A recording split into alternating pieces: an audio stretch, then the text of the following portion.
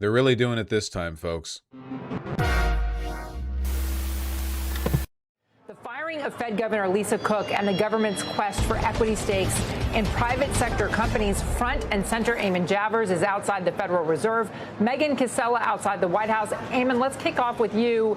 And really this issue of the legality over the firing of Lisa Cook. She said, No. I want the sensational take. Okay, this just happened. Good morning, Frank. The firing of Fed Governor Lisa Cook does open dramatic questions, or create dramatic questions about the legality of the move, the independence of the Fed, and of course, the outlook for monetary policy. The president cited his authority under the Constitution and the Federal Reserve Act of 1913 in stating he had the power to remove Cook for what the president said was, quote, allegedly making false statements on one or more mortgage agreements.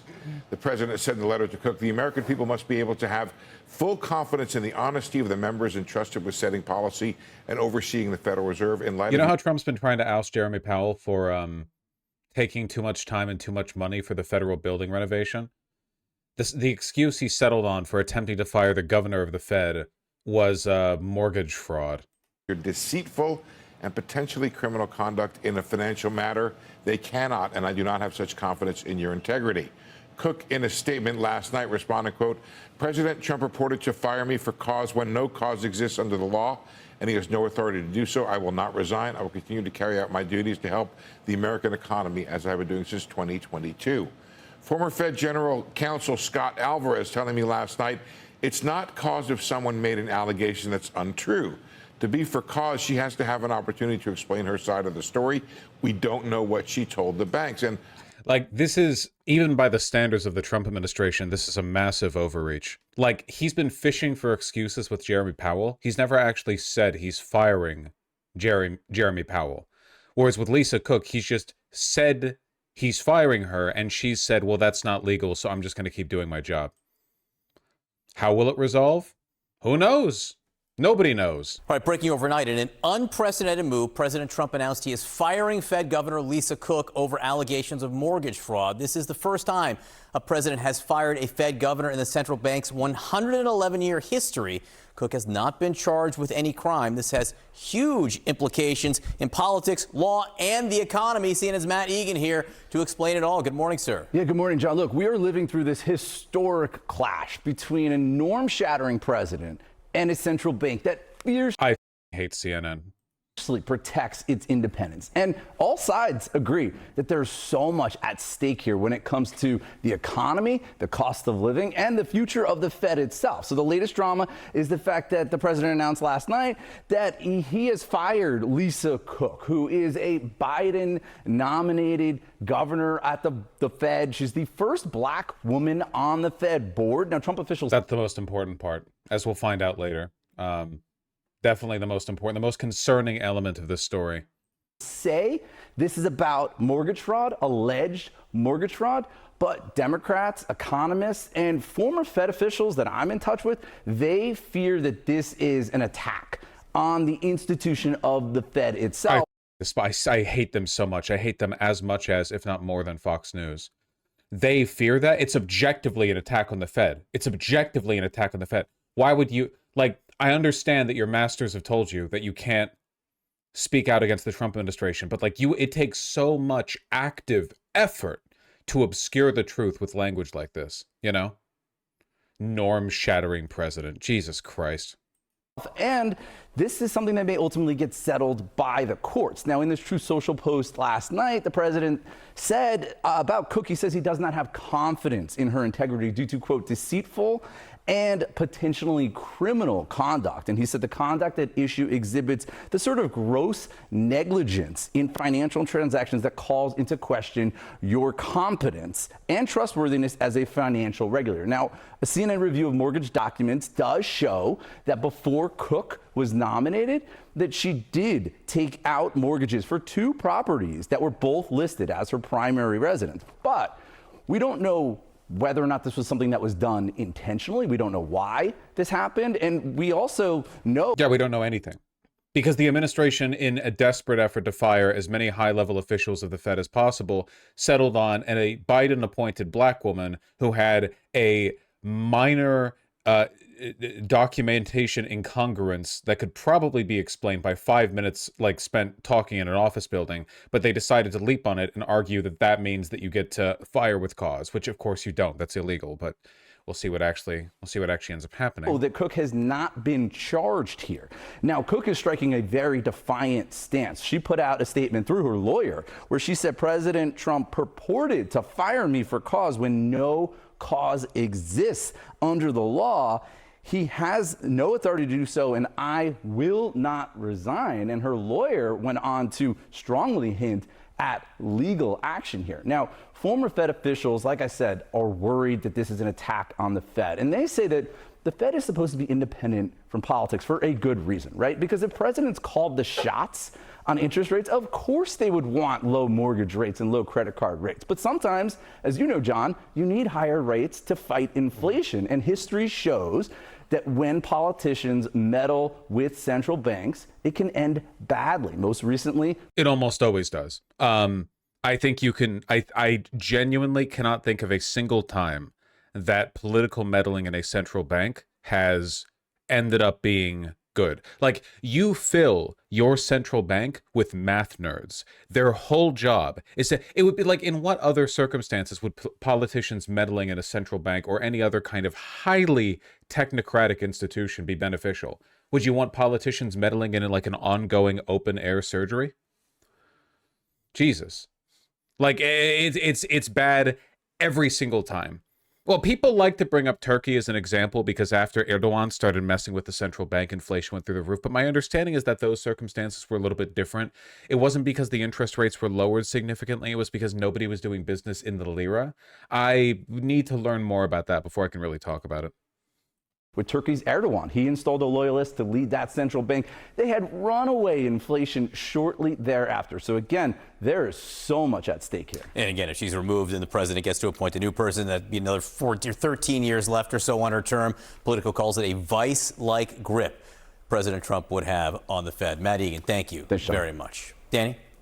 All right, joining me now for more on this, we have Republican strategist Malik Abdul and CNN political commentator Kate Bedingfield. Thank you both for joining us this morning to talk through a bunch of political headlines. Kate, I want to start with you. The lira wasn't used due to low trust in meddling in banks' affairs. That makes sense, but I want to learn more about it. Though, on this news on Cook here, the administration accusing her of allegedly committing mortgage fraud. Again, she's not been found guilty of any crime at this point. Kate, what do you think the political fallout from this might be?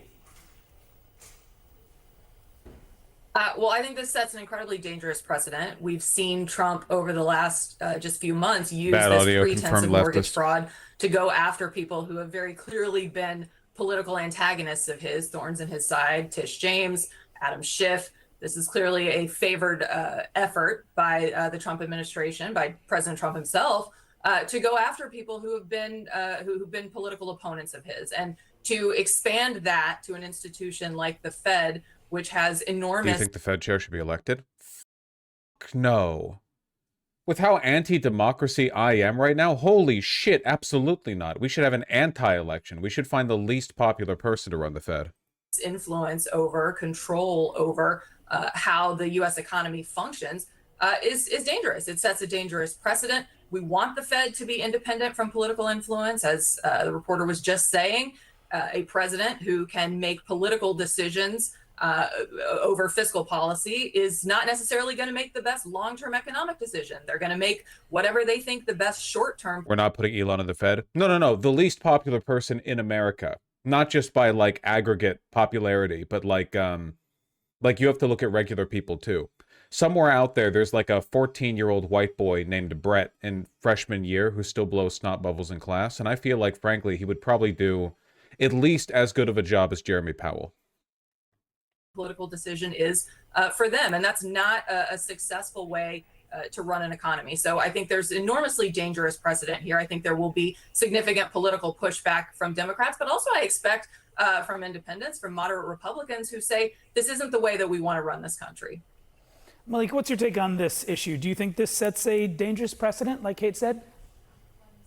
I do think it is something that should be concerning, the idea that the president would have such influence over the federal board. But the reality is that I'm not surprised that Donald Trump is taking this step. I remember what happened during the Biden administration, and many of us were watching what the Letitia James and that just exorbitant amount of the fine that Donald Trump had with the fraud case. So it's, you know, for all of the people.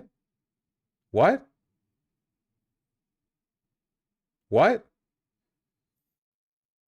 Yeah, we should all be concerned about the firing of the governor of the Fed. But remember how a couple of years ago, Trump committed crimes and was given fines for it? What? Totally different. That had nothing to do with the Fed. What? Huh? Thank you for your contribution. That's pretty much on par with CNN, you know, as a whole. People who are complaining about the fact that, oh, wow, and in your reporting actually points out that she did take 2 mortgages. I'm not one who thinks that the president should really be getting involved at this level. He's been going. God, they're such massive pussies. Like, their job is to defend the president, but they can't actually say anything. Yeah, listen, I'm not going to defend what he's doing, but like at the same time, how can you blame him? Remember how he committed crimes and was fined for it? I know that has nothing to do with the Fed, but you know, that's kind of like when he fires the governor of the Fed. This is the letter. Dear Governor Cook, pursuant to my authority under Article 2 of the Constitution of the United States and the Federal Reserve Act of 1913, as amended, you are hereby removed from your position on the Board of Governors of the Federal Reserve effective immediately. I have determined there is sufficient cause to remove you from your position. As set forth in the criminal referral dated August 15th from Mr. William J. Pult, Director of the Federal Housing Finance Agency, to Miss Pamela Bondi, Attorney General of the United States, there is sufficient reason to believe you may have made false statements on 1 or more mortgage agreements. For example, as detailed in the criminal referral, you signed 1 document attesting that a property in Michigan would be your primary residence for the next year. 2 weeks later, you signed another document for a property in Georgia stating it would be your primary residence for the next year. It is inconceivable that you were not aware of your first commitment when making the second. It is impossible that you intended to honor both. You signed the document wrong. We found out, like, this is the equivalent of somebody finding out that, like, in a previous W-2, you accidentally listed your parents' address. It's like nothing. Time to destabilize the global reserve currency. We are returning to breaking news that President Trump says he is removing Federal Reserve Governor Lisa Cook. Here's what I want you to know. This is the first time in 112... Oh, that's right. I fucking hate MSNBC. Hate them almost as much as CNN. I wonder what Fox is saying about it. Live cabinet meeting. Let's go. Okay, give me a sec. Oh my God, look at this. National humiliation ritual. You're fired. Trump becomes first president ever to remove sitting Federal Reserve governor. Jesus Christ. Is it just the 30-second segment? Where's like the actual... Is this the closest we have? Yeah, it's wild. Wow. Can't see a thing. And President Trump ousting Federal Reserve Governor Lisa Cook. He's accusing her of mortgage fraud, and the move is described as unprecedented. Max Gordon is live at the White House with more. Hi, Max. Good morning. Hey there, Dana. Well, unprecedented is right. This is the first time in history that a president has attempted to remove a sitting Federal Reserve governor. President Trump accusing Federal Reserve Governor Lisa Cook of lying on mortgage forms. Cook heard that she was the American economy. President Trump is admitting, in my view. These aren't the spin doctors. Story of the morning could become the story of the week, the story of the month. I don't know. We'll see. President Trump saying he is firing Fed Governor Lisa Cook over alleged issues with her mortgages. And Mr. Leisman, as I mentioned, is at the table. He's been up late digging into all of this. I kind of like CNBC because they're so nakedly slaves of capital that with all their biases laid out on the table, it's almost like they can talk freely. Like they're shameless about it. You know what I mean? Working the phones. A lot of issues here, Andrew. The firing of Fed Governor Lisa Cook raises dramatic questions about the legality of the move, the independence of the Fed, and the outlook for monetary policy. The president saying he fired Cook for, quote, allegedly making false statements on 1 or more mortgage agreements. He said in a letter to Cook, the American people must be able to have full confidence in the honesty of the members entrusted with setting policy and overseeing the Federal Reserve. In light of your deceitful and potentially criminal conduct in a financial matter, they cannot, and I do not, have such confidence in your integrity. Cook, in a statement late last night, responded, quote, President Trump reported to fire me. She had 2 primary mortgages appointed by both Trump and President Biden, Vice Chair Jefferson, and majority on the board. Fed probabilities changing only slightly in the wake of the firing. September remained an 82% probability of a cut, but there was a slight increase to 42% from 34% earlier in the evening for a second cut in October. A Trump board majority would also open the possibility that Trump could eliminate the 12 district presidents, 5 of whom have voted any one time, effectively giving the president full control of monetary policy through sympathetic surrogates. Andrew. It really makes you wonder what the long-term plan is, too, because any rate cuts would, at this point, almost certainly immediately ramp up inflation, and voters hate inflation way the fuck more than they hate, mortgages being unaffordable, the cost of borrowing money is something that is primarily of concern to people who already have lots of money. The inflation stuff, that's more of concern to the proles.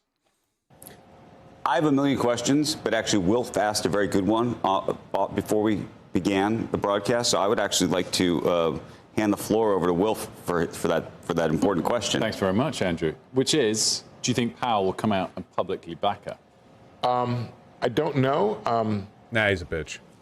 I think that the Fed chair may want to just sort of sit on the sidelines of this. I think other members of the board, I think, will back her in a sense of saying we need to have a fact finding on this, and there is none so far.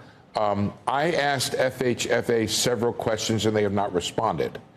I asked them how Bill Pulte came across this. Were they specifically targeting Fed officials? Were other Fed officials targeted?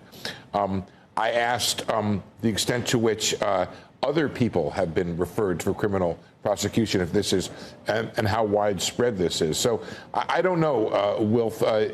The allegation is out there, but whether or not that pertains and is a matter for cause is a really Steve, unclear question. I think there's a question here. There's actually a whole bunch of questions, but you can hold two things in your mind at the same time.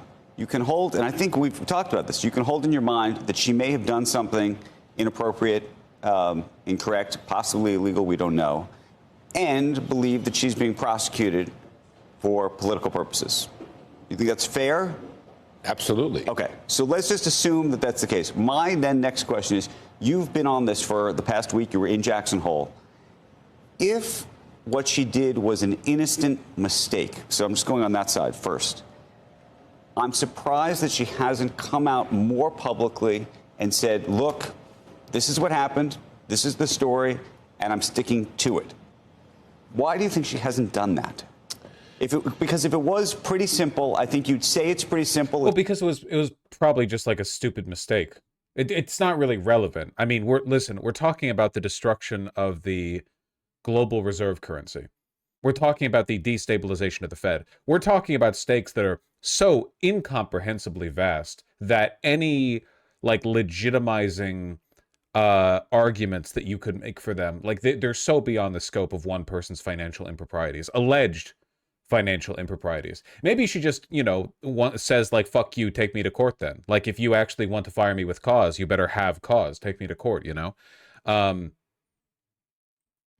Something you could go to court over and, go down the line and follow that.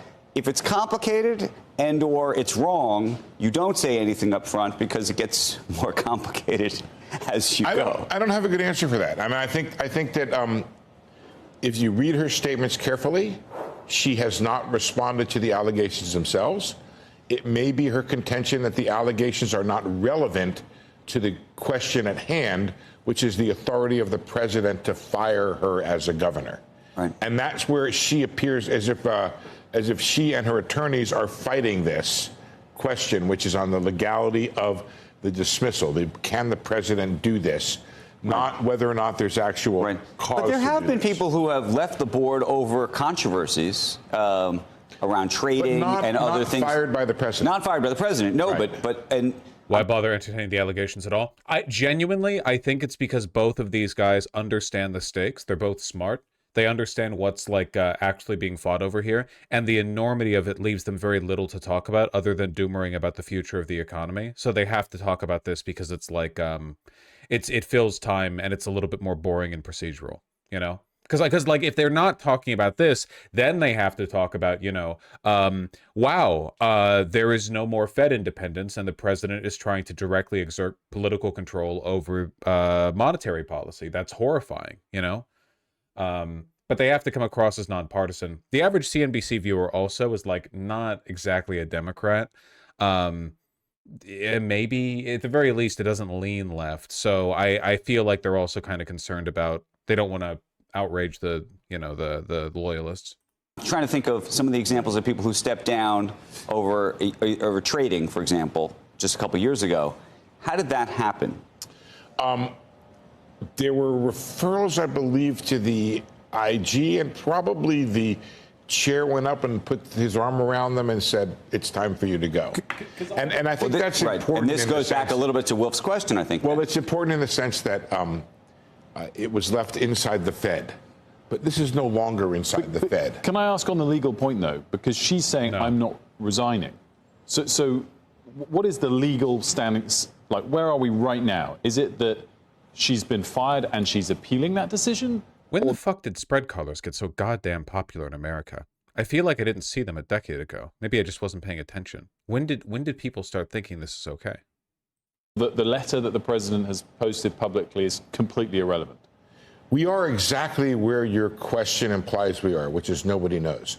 I didn't even know. So she's still in place right now. Let me just say a question. Well, I didn't even know whether or not to say in my report this morning that the president fired Lisa Cook. I don't know if she's fired. Do you know if she's fired? No. He said that she's fired. He said she's fired. That is She says she has no authority to fire her. That's why I wondered what Powell's going to say. Because next time they have a vote, the Fed has to say something. If it's supposed to be inside the Fed and they're the ones that are technically in charge, if that's the argument, then they would have to say something about this. The Fed chair has to say something. Can I fast forward a little bit as well in terms of... What a great time to be alive, man. Nobody has any fucking idea what's going on. And just no clue at all. Jesus.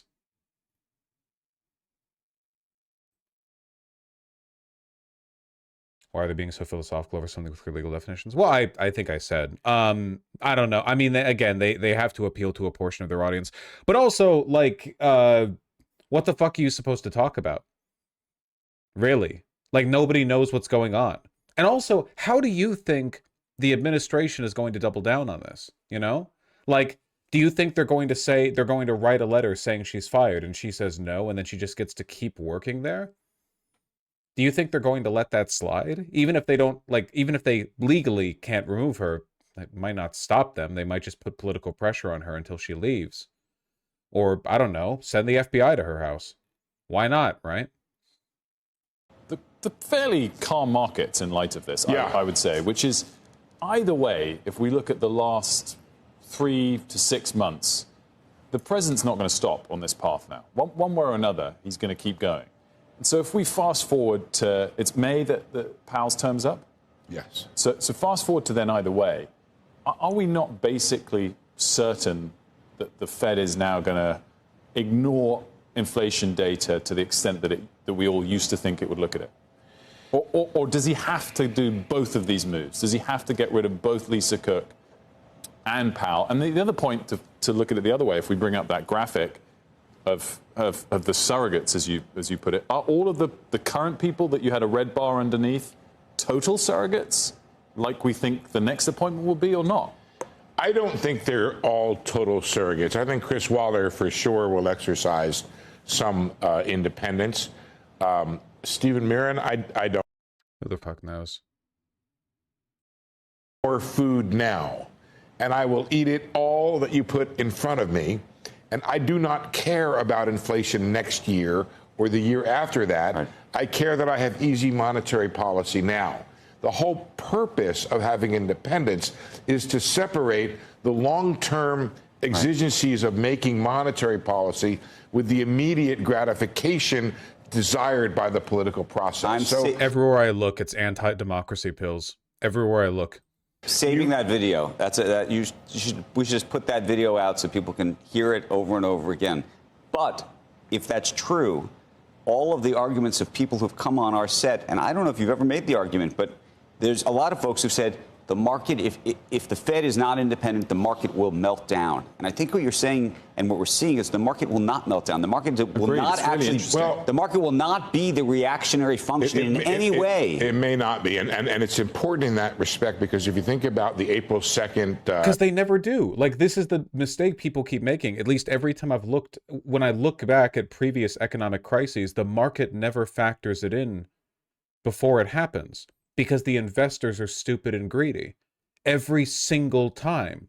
I don't know where this myth came from. The idea that like the wise prescient money men of the stock market will already allocate their resources in accordance with the probability of an incoming crash. They never fucking do. They didn't in the 70s. They didn't in the Great Depression. They didn't in 2008. They don't in other countries either. It just doesn't happen. Reciprocal tariffs. It was clearly the market that forced the president's hand to backtrack on those reciprocal tariffs. This may not be the case this time, but I would watch the dollar, and then I would watch the knock-on effect of the currency to the bond market, and then I would watch the bond market's knock-on effect to the stock market. Those are the three ways. If the market is going to be concerned about independence, it would be the dollar, the bond market, and then the stock market. But to your point, if it's like, just feed me, just give me more, maybe they don't care. They don't care now, and maybe they won't. Maybe the strength of the American economy and the liquidity of U.S. dollars around the world is such that they are immune to these concerns about Fed independence. But theoretically, most people think it's a critical aspect of our financial system and the global status of the dollar as a reserve currency. But just high level, Steve, I mean, you've been covering the Fed for a long period of time. Have you ever made a wall that has different Fed officials based on who appointed them? I mean, it's almost like how we talk about the Supreme Court. Right. This person was appointed by this president. Leslie Picker, therefore, they had these Leslie Picker, at the end of the segment here, you came up with the most striking observation of all, in my opinion. As I wrote this segment, and I wrote here these words of who nominated whom, I realized we had really come to this place where the Fed is entirely a political football. In 23 years, I don't think I had ever said so-and-so nominated by such and such. Yeah. I really don't think that it has been up until this point. Like, this is the first time, at least in recent memory. I know that Nixon fucked with the Fed for a while, but certainly in my lifetime, I think the Fed has been... I can't say they've been left alone, but certainly this is the most aggressive action being taken against federal independence in a long time. Be it an Obama, a Bush, or any appointee, I had never, ever distinguished the appointment of a Fed governor by their president, or distinguished it that way. There has never been a reason. So right now the question becomes: is the Federal Reserve permanently politically marked in a way that it will now be seen in the same way that we see the Supreme Court? We had never... If it is genuinely, then the country is over. Then the national experiment is over, and like the decline period is actually cemented. It not even a joke, not hyperbole. If that's true, and the Fed just gets treated like a football, where every time the Republicans get the ability to appoint people to it, they put in like insane, like the rate should be negative 1.2% or whatever types, then the country's basically over. Yeah. It might be a slow decline, but it is a decline.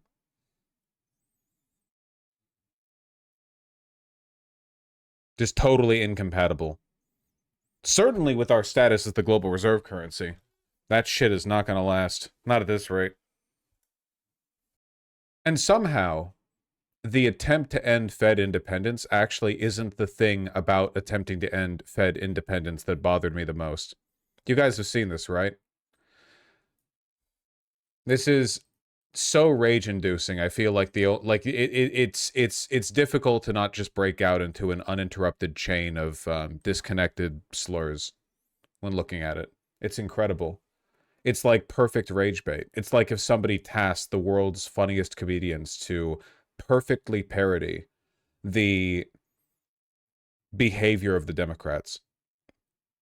It's a fucking Portlandia skit. So, in response to the president illegally trying to end Fed independence, which might as well be like, again, and I need to stress this, the global consequences of ending Fed independence, the effect that it will have on the entire planet in terms of raw human suffering, exceeds if we fired nuclear ICBMs into a number of capital cities across the world. Like, the total number of deaths by starvation and disease and global instability easily outpace mild nuclear warfare. So in response to the firing/attempted firing of Lisa Cook, the Fed governor, Dr. Lisa Cook is the first black woman ever to serve on the Federal Reserve Board of Governors. Donald Trump is trying to remove her without a shred of credible evidence that she has done anything wrong. To the extent anyone is unfit to serve in a position of responsibility because of deceitful and potentially criminal conduct, it is the current occupant of the White House, that dang Cheeto. The American people are not buying your phony projection and slander of a distinguished public servant. Unbelievably, Hakeem Jeffries made ending the independence of the Fed about identity politics and the personal, professional credibility of a woman nobody's ever heard of. The average American does not know who Lisa Cook is. The Fed is not a high-profile political institution. It is, in fact, not supposed to be a political institution.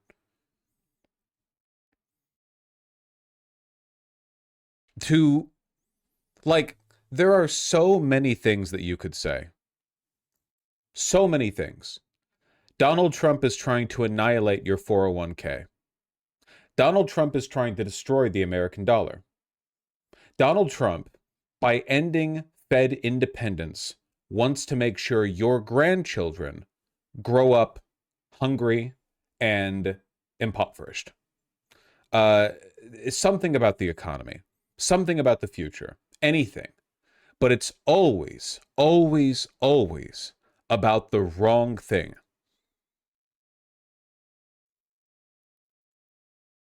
There's always a wrong thing to say. It's like how whenever Donald Trump does anything that's really, really, really politically destructive, the Hakeem Jeffries and the people around him, the people like him, you know, they always frame it as like an attack on norms, rules, and institutions, as opposed to an attack on, you know, democracy. That's one of the things that's always bugged me about the polling data that we have, where it turns out that a lot of people aren't really that receptive to defending our democracy as a rhetorical point against Republicans. Democrats don't talk about defending our democracy. They talk about defending our norms, rules, and institutions. You could do that if we lived in a theocracy.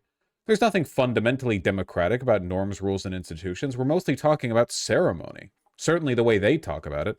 They never focus on, like, the actual democratic part of the democracy. They'll talk about breaking norms. They won't talk about Trump sending National Guardsmen over to polling booths to, you know, to idly watch you while you, you know, while you cast your vote. They don't talk about democracy. They talk about defending Israel. Oh, they do talk about defending Israel. They do talk about defending Israel. Are these fuckers controlled opposition? For Jeffries, probably, yeah. Not all of them. But, like, Jesus. Actually, no. I don't know how much I buy that. I think that, like, he might just be shockingly incompetent, because I feel like it would actually benefit anybody controlling the controlled opposition to have Hakeem Jeffries exercise a little bit more control over his own party. Like, if he was controlled opposition, shouldn't he be using rhetoric that actually allows him to sway the hearts and minds of his constituency, rather than doing stuff that's so ineffectual and so unpopular that nobody's mobilized by it, like he's just a guy in office? If I had the money and political wherewithal to buy off a House Minority Leader, I feel like I would do more with it than just get him to post this shit. To be fair, Republicans are also idiots in their own way. Sure, they're just the kind of idiot that can, you know, do politics. How do we get stuck with this leadership, man? Probably because the kind of person who talks this way is also the kind of person who will defend Israel no matter what. Like, I don't think that Hakeem Jeffries was elevated because he talks this way. I think he was elevated because he's a servant of capital who will defend Israel, etc., etc. You know, he won't rock the boat in the wrong ways. And as a like being that kind of person makes you talk like this. How does this serve capital? I don't think this does. I think this is just a consequence, like, of the kind of person you have to be, you know? I've said this before, like, there are lots of stupid things Democrats do that don't really benefit the capital class, but they do them because in order to believe those are the right things to do, you have to be the kind of person who would already be susceptible to influence from the capital class. It's like how Democrats do stupid shit because they're consultant brained, right? Like they'll listen to, you know, a bunch of Gen X white women who have lived in Brooklyn their entire lives explain to them how what, you know, the American people really want is them to appear on an SNL routine or whatever. And like the susceptibility to that kind of stupid messaging, I think that just, in order to be susceptible to it, you also have to be the kind of person to say stupid shit like this. New York Post post. Hakeem Jeffries ripped for noting Lisa Cook's race while slamming Trump for trying to fire her. Who gives a flying fruitcake what color she is? Well, I hate to agree with the New York Post, but I feel this is incredibly damaging to the left image. Yeah, are you like ChatGPT summarizing the content of the stream as you read it? Yeah, of course it is, obviously. Yes, it does in fact look bad for the Democratic House Minority Leader to say shit like this in response to the potential end of Fed independence. Like, yeah, obviously. Thank you. Yeah, this is not good for socialism broadly. Thank you for clarifying. We have not built any communism as a consequence of this. I'm sick of IdPol being tied to leftism. Yeah, it is true that IdPol has always been more of a like I don't know how you'd put it, like a millennial consultant, upper middle class, corporate sanitized way of engaging with intersectional feminism. You know, usually like the lefties are a little edgier, but we should take credit for our failures. There are a lot of people who would consider themselves on the left, like actually on the left, not Hakeem Jeffries or whatever, but you know, like on the left, who still do this bullshit, right? Who still like take legitimate political causes and sublimate them to this more narrow discussion of race. They turn everything into, you know, well, you're a white man, so on and so forth. And unfortunately, and I'm gonna, pardon me for race war, you know, fighting again, but unfortunately, this is like really common in the black community. I don't know like why. I feel like it might be because this really cynical IdPol bullshit has mostly been done by white Democrats to appeal to black Democrats, because it almost always takes the form of like a white and black racial dynamic, as it has here. You know, so I like, how often do you go on Twitter and you see black people posting when they see a white GIF and they like are being racially antagonistic for no apparent reason? Usually when white people do that, it's because they're just racist, right? Like when a white person decides to be racially antagonistic for no reason, it's because they're racist and they vote Republican.